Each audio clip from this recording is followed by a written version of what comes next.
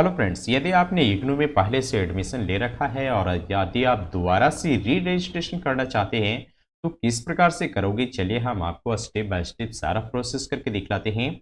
ये प्रोसेस आप अपने मोबाइल या फिर लैपटॉप दोनों में कर पाओगे। सबसे पहले आपको इग्नू की ऑफिशियल वेबसाइट पर आना है, जिसके लिए आप गूगल में आओगे और यहाँ पे सर्च कर लेना इग्नू। जैसे आप सर्च करोगे यहाँ पे इग्नू का ऑफिशियल वेबसाइट आपको दिखाई पड़ेगा www.ignu.ac.in। आप इस पर क्लिक कर लेना। जैसे आप क्लिक कर पाओ करोगे यहाँ पे आप इग्नू के ऑफिशियल वेबसाइट पर आ चुके हो। यहाँ आने के बाद में जस्ट यहाँ पे ऊपर में देखना स्टूडेंट सर्विस करके एक ऑप्शन बना हुआ है, आप इस पर क्लिक कर लेना। ठीक है, क्लिक करने के बाद में आप यहाँ पे देखोगे एडमिशन करके एक ऑप्शन बना हुआ है, आप इस पर क्लिक कर लेना। ये क्लिक करने के बाद में नीचे आओगे, नीचे यहाँ पे देखना री रजिस्ट्रेशन करके एक ऑप्शन बना हुआ है, आप इस पर क्लिक करोगे। ये क्लिक करने के बाद में यहाँ पे आपको री रजिस्ट्रेशन का सारा मेंशन आपको यहाँ पे मिल जाएगा। जैसे आपका री रजिस्ट्रेशन करने का जो डेट है यहाँ पे आप देख पा रहे हैं 31 जनवरी 2025 रखा गया है, यानी आप विदाउट लेट फी के साथ आप 31 जनवरी 2025 तक री रजिस्ट्रेशन कर पाओगे।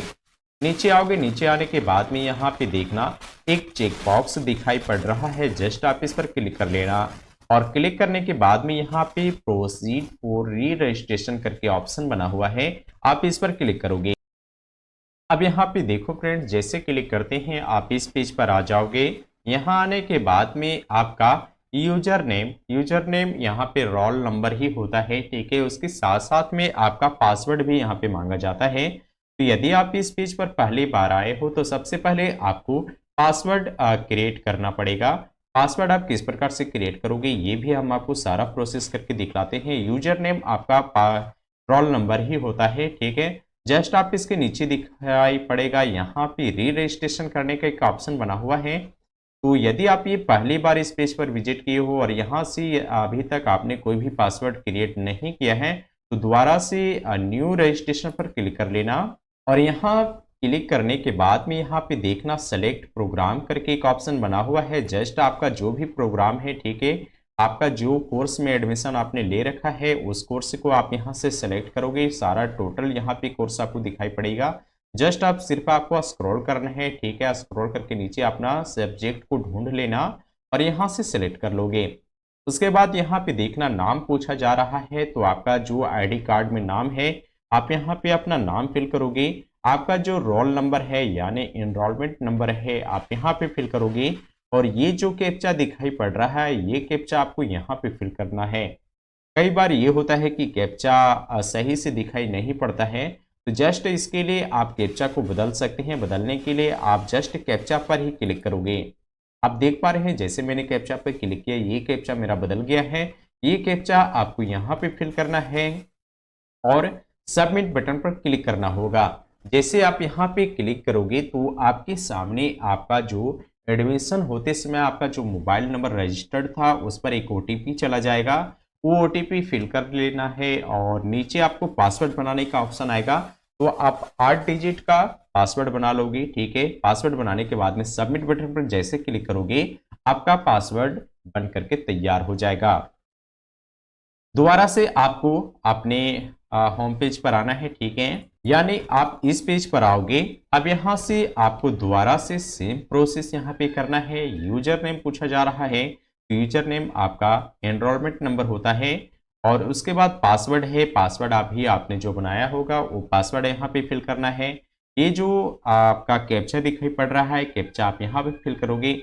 अगर कैप्चा फिल करने में कोई प्रॉब्लम हो रहा है तो आप कैप्चा को दोबारा कैप्चा पर टाइप कर लेना, कैप्चा बदल जाएगा। ठीक है, आप यहाँ पे फिल कर लेना। उसके बाद यहाँ पे लॉगिन करके एक ऑप्शन बना हुआ है, आप लॉगिन बटन पर क्लिक करोगे आप एक नए पॉपअप पेज पर आ जाओगे। अब यहाँ पे देख पा रहे हैं फ्रेंड्स मैंने सभी को फिल कर लिया है। चलिए लॉगिन बटन पर क्लिक करते हैं। क्लिक करने के बाद में आप इस पेज पर आ जाओगे और यहाँ आने के बाद में आपका जो कोर्स है ये कोर्स आपको दिखाई पड़ेगा। इसके नीचे जस्ट क्लिक हियर करके एक ऑप्शन बना हुआ है, आप इस पर क्लिक करोगे।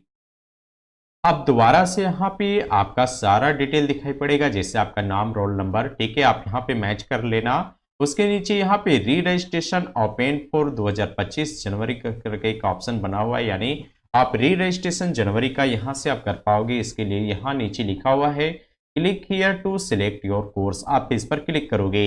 अब यहाँ पे देखो फ्रेंड्स, जैसे आप यहाँ पे क्लिक करते हो तो ऊपर में आप देख पा रहे हैं यहाँ पे आपका रोल नंबर दिखाई पड़ जाएगा। आपका जो प्रोग्राम है ये प्रोग्राम आपको यहाँ पे दिखाई पड़ेगा।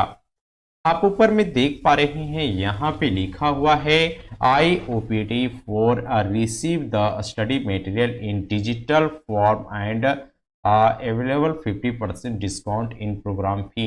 यानी आप इस कॉलम को सिलेक्ट करते हो तो यहाँ पे आपको बुक नहीं दिया जाएगा और आपको इसके बदले में आपका जो फी है इसमें 15% का डिस्काउंट आपको यहाँ पे मिल जाएगा।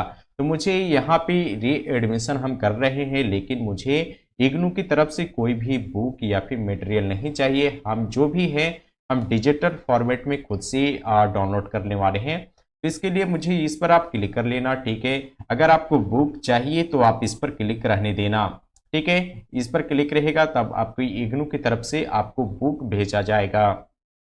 तो मुझे बुक नहीं चाहिए इसलिए हम इस पर क्लिक करते हैं।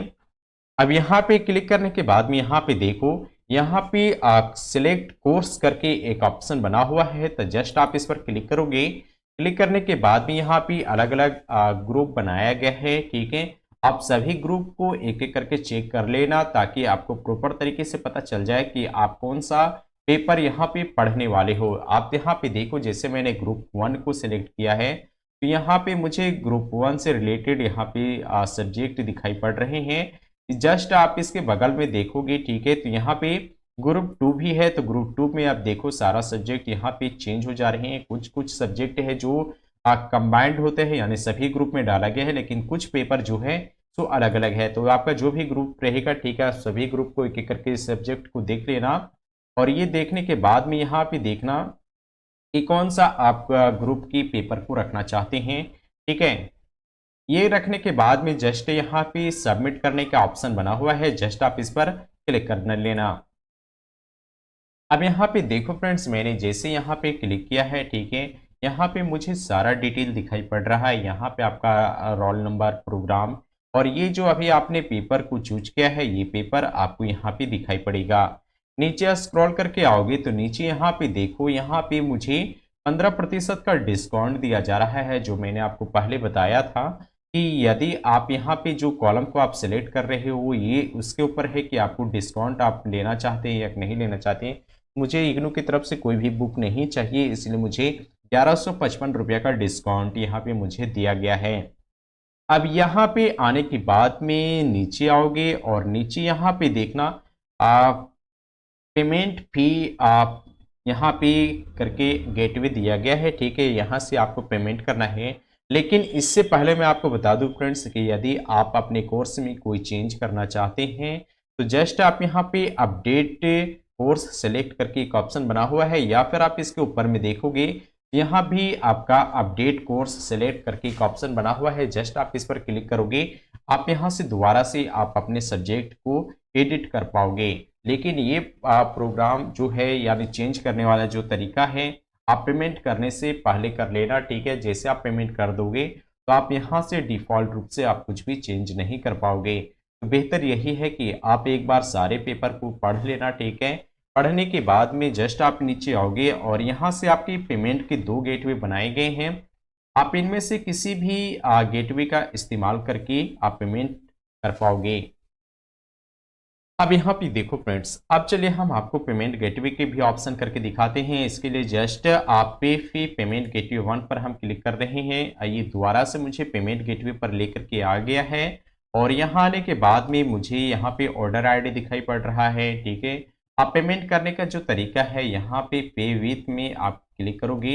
आप किसके माध्यम से पेमेंट करना चाहते हैं, यहाँ पे सारे ऑप्शन है, जैसे HDFC, ठीक है, आपका बैंक क्रेडिट कार्ड है, डेबिट कार्ड है, आपका HDFC का है, अदर बैंक क्रेडिट कार्ड है, अदर बैंक डेबिट कार्ड है। तो आमतौर पर जो लोगों के पास होता है अदर बैंक डेबिट कार्ड ही होता है, ठीक है। या फिर अभी UPI ID चल रहा है, नेट बैंकिंग है, तो आप इनमें से किसी को भी सिलेक्ट करके पेमेंट कर पाओगे। तो अगर आप UPI ID से पेमेंट करना चाहते हैं तो जस्ट आप यहाँ पे UPI पर क्लिक करोगे। अब यहाँ पे आपको UPI से रिलेटेड सारे इन्फॉर्मेशन पूछा जा रहा है, ठीक है। और अगर ये आप डेबिट कार्ड से करना चाहते हैं तो अदर बैंक डेबिट कार्ड पर क्लिक करोगे। यहाँ पे आप अपना कार्ड नंबर डालोगे, यहाँ पे एक्सपायरी डेट डालोगे, जस्ट आपके यहाँ पे सीवीवी नंबर डालोगे, यहाँ पे कार्ड होल्डर यानी कार्ड पर जिनका नाम है वो यहाँ पे डालोगे। ये फिल करने के बाद में यहाँ पे आई एम नॉट रोबोट करके ऑप्शन बना हुआ है, आप इस पर चेक बॉक्स कर लेना। और करने के बाद में ये सभी को फिल करने के बाद यहाँ पे प्रोसीड पर क्लिक करोगे और उसके बाद आप यहाँ से पेमेंट कर पाओगे। तो उम्मीद है ये वीडियो आपको पसंद आया है, तो आप वीडियो को लाइक कर लेना और यदि आप इस चैनल पे नए हैं तो चैनल को सब्सक्राइब कर लेना। और यदि हाँ फ्रेंड्स, आपको अगर इग्नू से रिलेटेड कोई भी क्वेरीज है तो आप हमें कमेंट बॉक्स में लिखें, मैं आपकी समस्या यानी आपकी क्वेश्चन का आंसर अवश्य दूंगा।